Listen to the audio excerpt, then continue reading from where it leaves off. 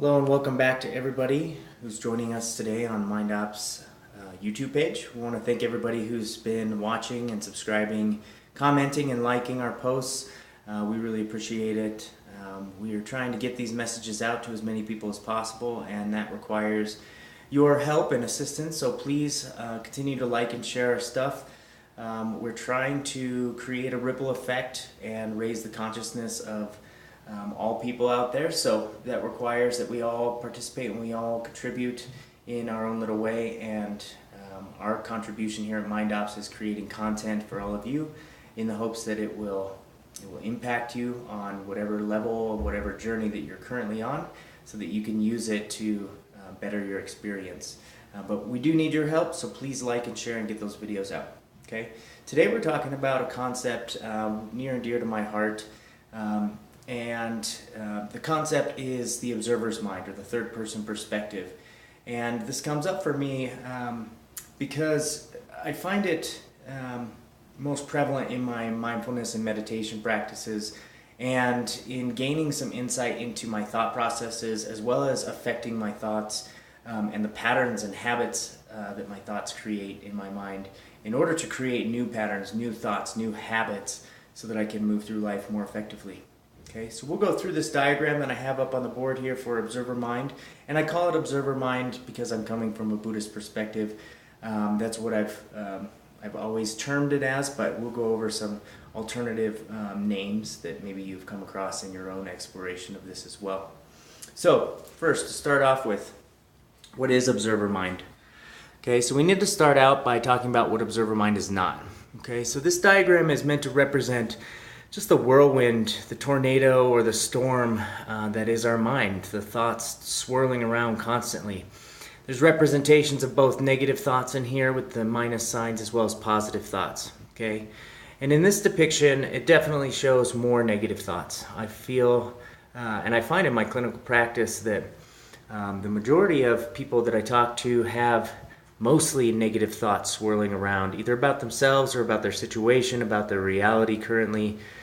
So in this diagram, I have definitely represented more negative thoughts than positive. The eye in the middle represents our observation point.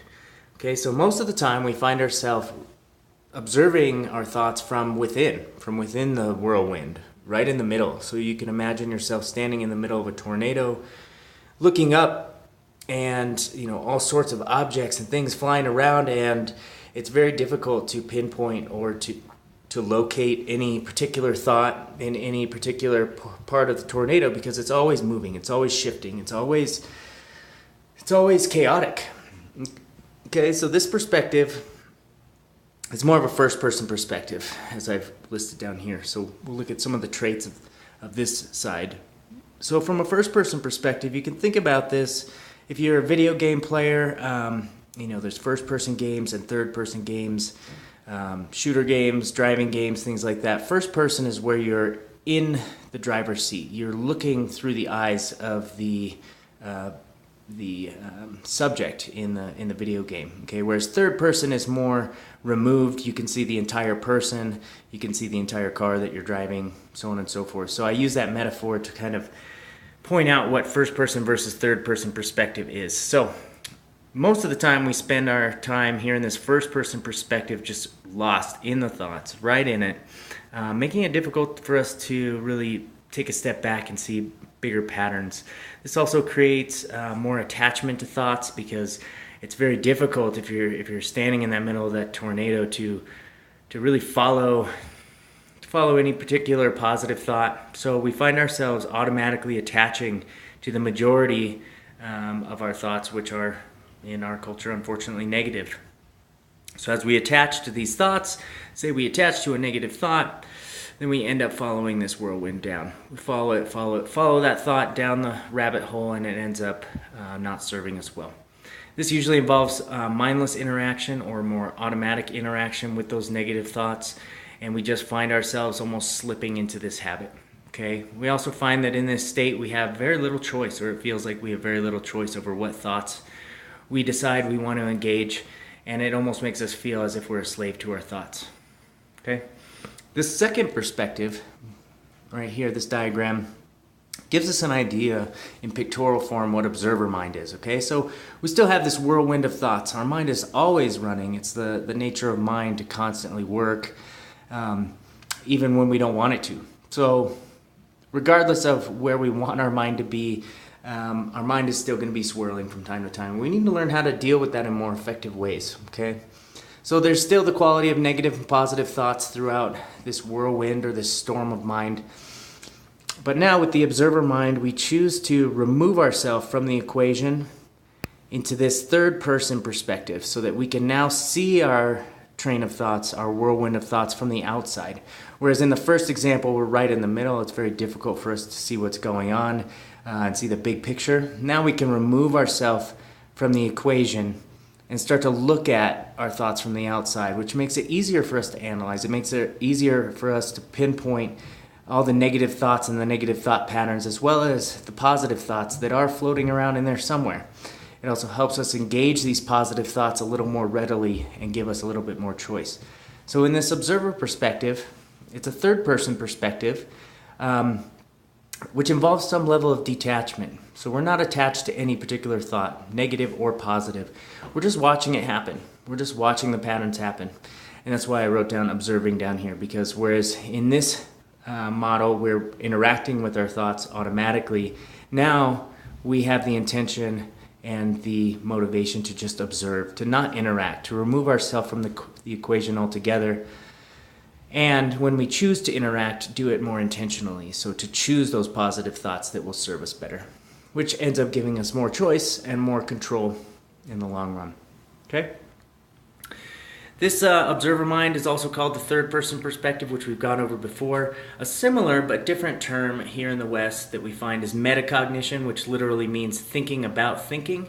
So in the observer mind, there's not so much an emphasis on thinking about our thoughts, although it does happen automatically. When we start to observe our thoughts and thought patterns, we naturally will have some thoughts about our thoughts and thoughts about our thought habits. So metacognition and third person or observer mind kind of go hand in hand, even though they're not exactly the same thing. It's also referred to as the observer. And for you guys who are exploring this concept for yourself, for a little bit deeper exploration, once you start to engage this observer mind, you can start to engage the question, who is this observer? So if we are not our thoughts, right? When we're stuck in this whirlwind, we feel like we are our thoughts because we're consumed by them. But when we start to take this perspective and we remove ourselves from the equation, we realize that we are not our thoughts. We are actually separate from our thoughts, experiencing them when we choose or when we are not vigilant, and it happens more automatically. So starting to pull on and work on this observer mind, we start to ask ourselves, who is this observer? Who are we really? And who are we beyond our thoughts and our concepts of self? Who are we beyond our physical body? Who are we in the larger sense? What is our purpose? What is our place in the universe? And what do we bring of value to this experience, this collective experience? So just an interesting question to take you a little bit deeper into your exploration. So this observer mind is great in concept, right? It starts to make sense once we break it down like this, but how do we begin to cultivate this skill? Obviously, meditation, number one, has done it for me.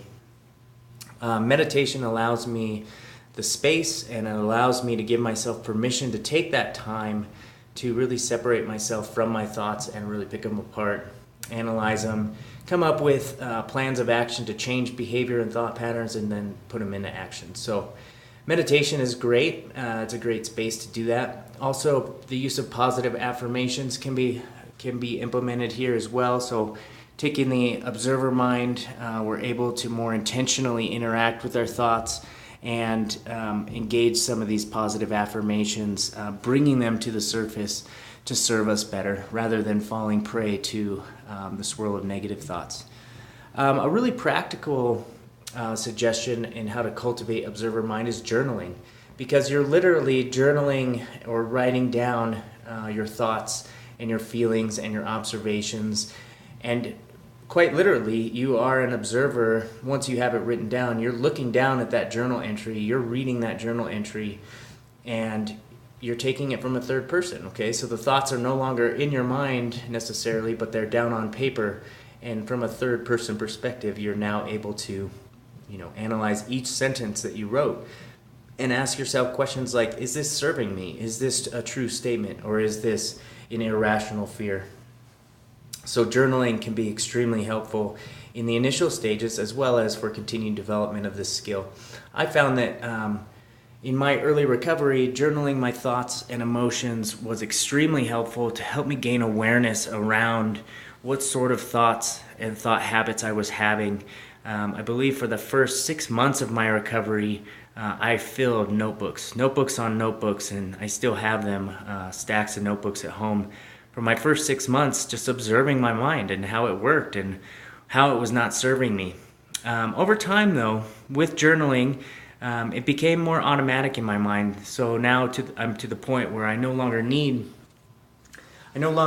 the journal entries to be able to go through this exercise. I've had enough practice with writing it down that now I can engage this skill purely cognitively. So over time, just like anything else, it's a progression.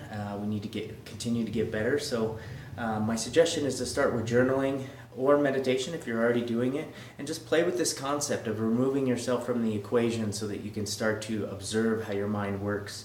The better you're able to observe your mind, the more mindful you're going to become of your thoughts, your thought habits, the quality of your thoughts, and that's always the first step in any change process. So if you want to start changing your mind to serve you better, start filling it up and start feeding yourself with more positivity, we first need to become aware of where our deficits are in that area. So this observer mind is extremely helpful in gaining that awareness and increased mindfulness around it. Okay. Again, please like and share our videos. Thank you for watching, and we'll see you next time.